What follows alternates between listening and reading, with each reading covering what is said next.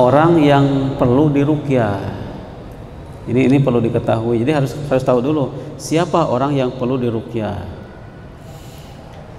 Jadi orang yang terkena gangguan jin, orang yang terkena gangguan jin ini mereka akan mengalami gejala-gejala ya, akan mengalami gejala-gejala seperti sakit lah, sakit badan juga ya.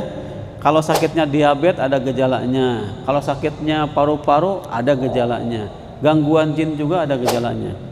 Seseorang dikatakan gangguan jin itu akan mengalami beberapa hal. Satu, gangguan secara fisik ya, gangguan secara fisik,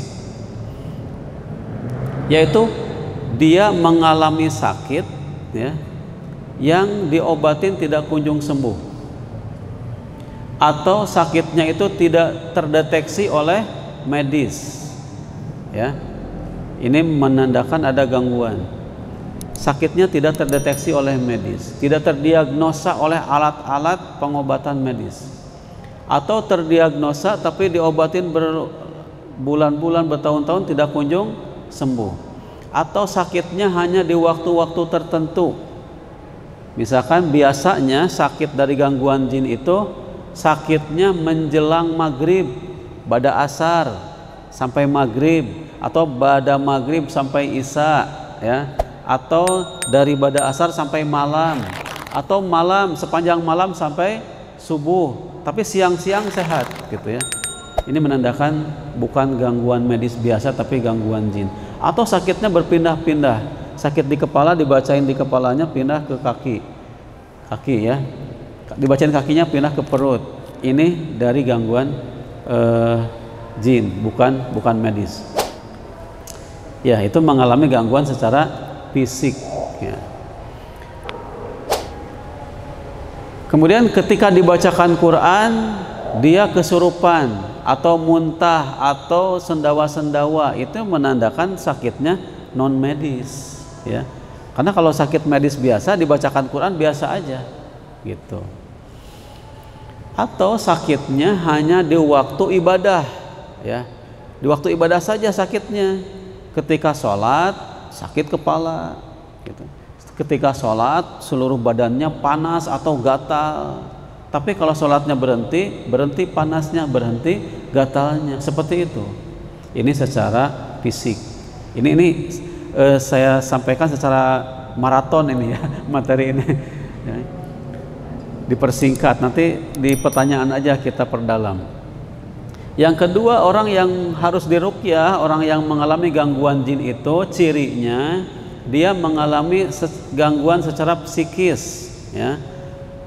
Psikis, marah berlebihan, takut berlebihan, sering nangis sendiri di kamar ya, sedih berlebihan, sering melihat penampakan, kalau berjalan di atas ketinggian ingin menjatuhkan diri, kalau berada di jalan raya ingin menabrakkan diri sendiri ya. Kalau dia sedang memasak air ya, sampai mendidih, ingin air itu ditumpahkan ke anaknya atau ke siapa lah gitu ya, ada bisikan-bisikan tersebut. Ini secara psikis kayak gitu. Kalau lagi sendirian di rumah, perasaan ada yang melihat dari pojok merhatikan dia ya, lagi tidur perasaan ada yang nemenin kayak gitu ya. Ini gangguan secara psikis. Yang ketiga, orang yang harus diruqyah itu, orang yang terkena gangguan jin itu akan menandakan gejalanya ya dalam waktu tidur. Susah tidur kecuali telah larut malam baru ngantuk, susah payah gelisah baru bisa tidur, atau susah bangun sebaliknya ya, tidur terus pinginnya, ngantuk terus padahal tidak kurang tidur. Nah, ini gangguan di waktu tidur.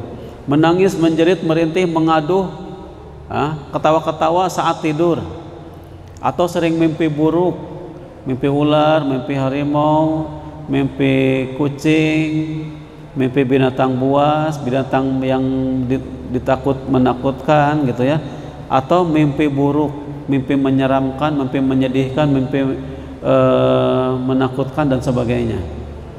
Ini gangguan di waktu tidur. Jadi teman-teman sekalian yang laki-laki ataupun yang perempuan, silahkan dihitung yang saya sampaikan tadi.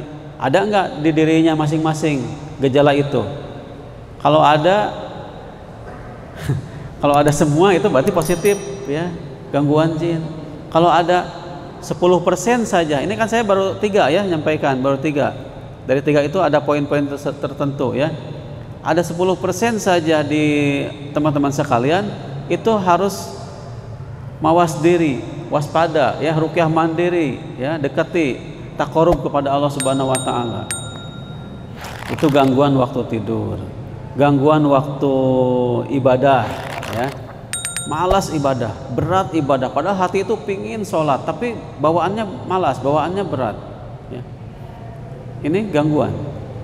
Kadang-kadang sudah wudhu batal lagi, wudhu lagi batal lagi. Kalau enggak wudhu enggak batal-batal. Maksudnya misalkan keluar angin ya, udah wudhu keluar angin, wudhu lagi keluar angin lagi. Kalau enggak wudhu, enggak punya wudhu, enggak keluar anginnya. Sholat malas, berat. Kalau sholat dilaksanakan sering lupa rokaat, sering lupa bacaan ya, atau menguap selama sholat itu, huai terus bahasa Sunda namanya gitu. Ini gangguan waktu ibadah. Malas baca Quran juga sama. Kalau baca Quran bawaannya ngantuk, kalau baca Quran baru sedikit menguap, kalau baca Quran badan terasa panas atau menggigil atau dingin perasaannya, ini menandakan ada gangguan. Atau yang lain ada ketika sholat sudah menggelar sejadah tiba-tiba malas, terus sejadahnya digulung lagi, nggak jadi sholatnya. Ada yang seperti itu. Atau ketika sholat gatal-gatal seluruh badannya, ada yang seperti itu. Jadi yang saya sampaikan ini gejala-gejala tadi itu ada orangnya masing-masing, ada yang mengalaminya ya. Ini nanti paling pada Isa saya pasang ya, ada contoh-contohnya, tapi itu menyita waktu sebetulnya ya, mungkin 1-2 aja contohnya saya tampilkan. Jadi ini yang keempat, gangguan waktu ibadah. Kemudian kalau di masyarakat kan ada rumah tangga ya, jadi ada gangguan dalam hal rumah tangga ya. Ini mungkin saya lewat aja, nggak dibahas ya. Jadi gangguan dalam rumah tangga itu ya seperti rumah tangganya apa namanya, emosian, bertengkar terus gitu ya, suami istrinya enggak akur, bawaannya emosi, marah-marahan, yang enggak sepantasnya marah dia marah, itu biasanya dari gangguan. Dan gangguannya itu biasanya bukan datang ketika sudah berumah tangga, tapi gangguannya biasanya sebelum-sebelumnya. Terkait masalah rumah tangga juga, kalau yang belum menikah biasanya suka malas menikah. Maksudnya malas menikah, nggak mau menikah gitu ya. Atau mau menikah tapi sering batal, telah menentukan tanggal pernikahan dibatalkan oleh calon pasangannya. Berulang kali kayak gitu, itu gangguan. Kalau sudah menikah tidak kunjung punya keturunan, sering keguguran ya, sering saling benci dengan pasangan, itu biasanya gangguan.